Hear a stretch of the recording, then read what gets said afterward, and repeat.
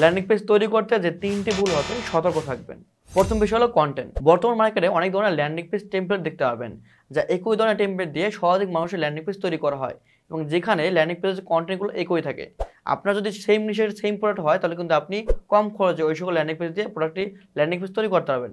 কিন্তু সমস্যা হলো ওই ল্যান্ডিং পেজের যে কন্টেন্টগুলো, যে ডিজাইনটা থাকবে এটি কিন্তু পুরো সেম থাকবে।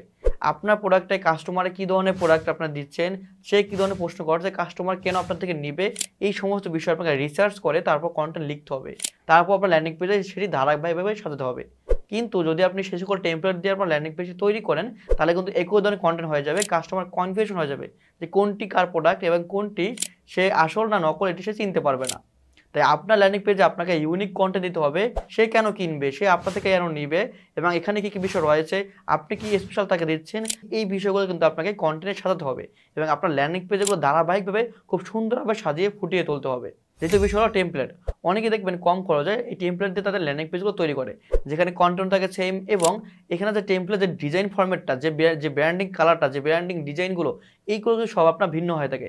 আপনি জাস্ট একটা প্রোডাক্টটা বসালে এখানে ল্যান্ডিং পেজগুলো তৈরি হয়ে যাচ্ছে, কিন্তু সমস্যা হলো কাস্টমার এটি একই ধরনের ল্যান্ডিং পেজ সে অনেকগুলো দেখতে পারবে, কেননা আপনার মতো আরও অনেক মানুষ তাদের থেকে সার্ভিস নেবে এবং তাদের ল্যান্ডিং পেজও কিন্তু অনেক মানুষ ব্যবহার করবে, যার ফলে কাস্টমার কনফিউজ হয়ে যাবে যে কোনটি কার ল্যান্ডিং পেজ, কোনটি কার ডিজাইন, কোনটি কার কি, এই বিষয়গুলো তারা কনফিউজ হয়ে যাবে।